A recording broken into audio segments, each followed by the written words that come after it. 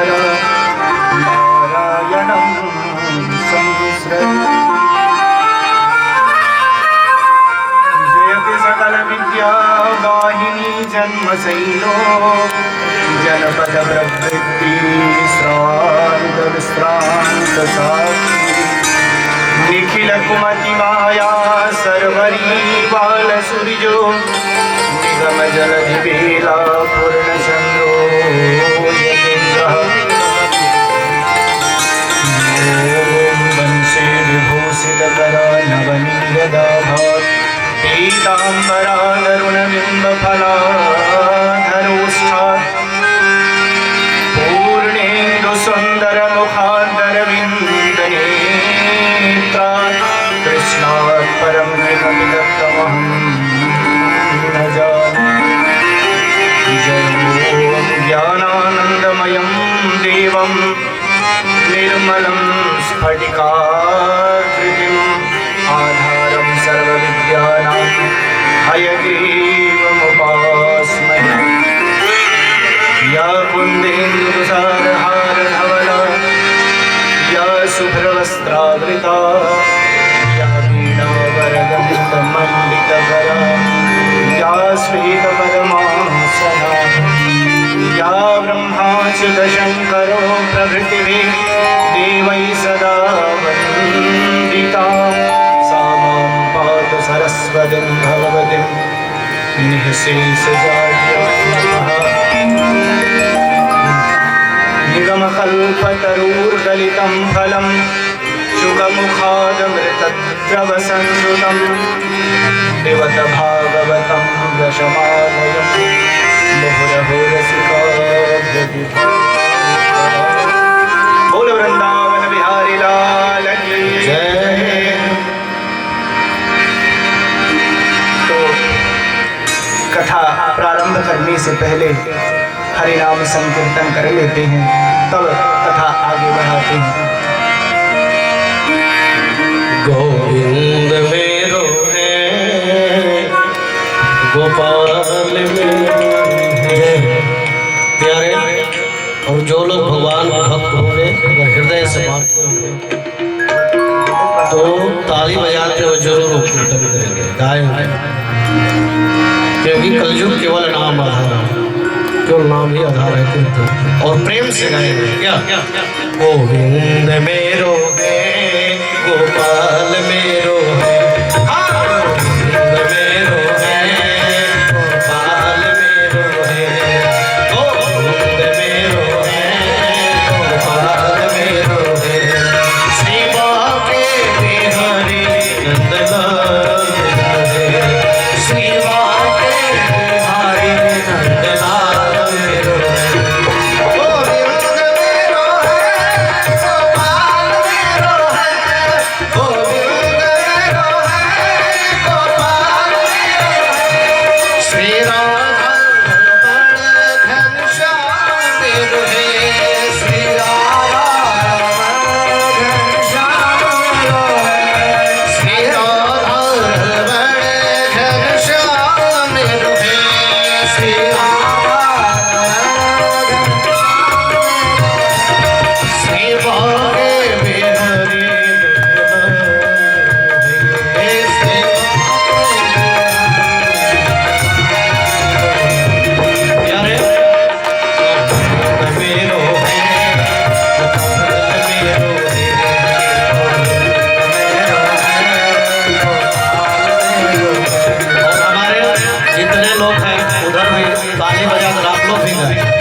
ताली देखिए भगवान की कथा में जरूर बजाते, ऐसे नहीं बैठा। जो लोग भगवान को दिल से मानते हैं ताली जरूर बजाते और गाएंगे क्या? सेवा के बिहारी नंदलाल मेरो है, सेवा के बिहारी नंदलाल मेरो है, सेवा के बिहारी नंदलाल मेरो है, सेवा के बिहारी नंदलाल मेरो है। सेवा के बिहारी नंदलाल मेरो है, सेवा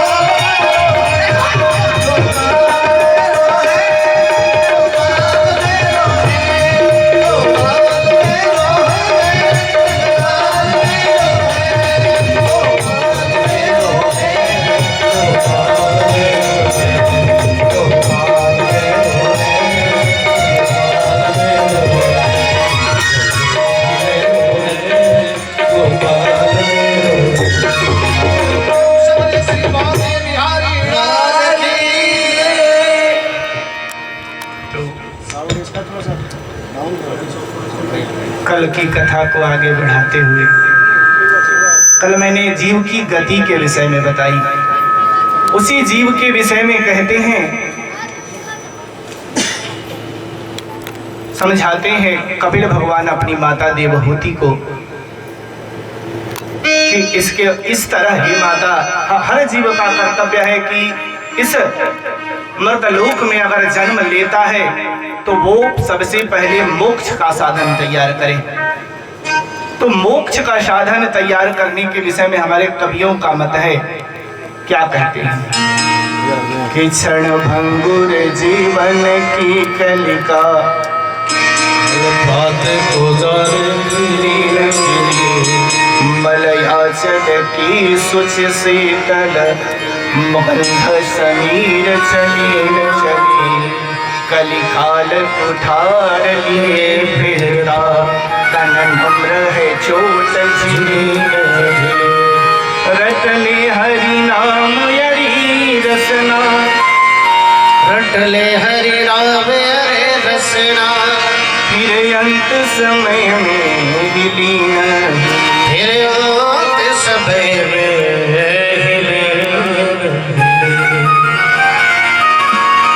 तो समझा दिया, माता को उपदेशित किया। इसके बाद फिर मैत्रेय जी विदुर जी को बताते हैं, सुखदेव जी परीक्षित को कथा बताते हैं। कहते हैं कि हे परीक्षित, अब इसके आगे मैं तुम्हें स्वयंभू मनु के वंश के बारे में बताऊंगा। तुम स्वयंभू मनु के वंश के विषय में जानो। कहा कि देखिए हे महाराज परीक्षित, मनु जी के 5 संतानें थी, 3 कन्या और 2 पुत्र। तो 3 कन्याएं आपूति, देवहूति और प्रसूति, और 2 पुत्र हुए। एक हुए प्रियव्रत और उतानपाद। ये मनु जी के 5 संतानें हुई। इससे क्रमानुसार मनु जी ने अपनी सारी 3 कन्याओं को 3 जगहों पर ब्याही, जिसमें पहले मैंने कल ही करदम जी की कथा, देवहूति की कथा बता चुके हैं, आप सुन चुके हैं। उससे आगे की कथा बताते हैं। कहते हैं कि देखो, जब विवाह करने लगे मनु जी अपनी कन्याओं को, तो आपूति को रुचि प्रजापति को दिया। आपूति का विवाह रुचि नामक प्रजापति से हुआ और देवहूति का करदम जी से हो ही गया। इसके बाद बची तीसरी प्रसूति। तो प्रसूति का विवाह दक्ष प्रजापति के साथ हुआ। उसके बाद इनकी वंश परंपरा प्रारंभ हुई और रुचि प्रजापति की पत्नी आपूति के गर्भ से एक स्त्री और एक पुरुष के जोड़े ने जन्म लिया, जो भगवान यज्ञ हुए। और यज्ञ की जो पत्नी होती है दक्षिणा, तो जब छोटी थी दक्षिणा, वो कन्या मनु जी अपने साथ लेकर के चले गए और उस कन्या का लालन पालन अपने यहाँ किया। और जब वो विवाह करने लायक हुई, तब मनु जी ने दक्षिणा का विवाह यज्ञ भगवान के साथ किया। वही बताते हैं, हे परीक्षित, इस तरह इनका वंश विस्तार होता गया। इसके बाद कहते हैं कि देखो, विवाह के बाद भगवान ने आनंद पूर्वक विहार करते हुए दक्षिणा नामक कन्या से 10 पुत्रों की उत्पत्ति की।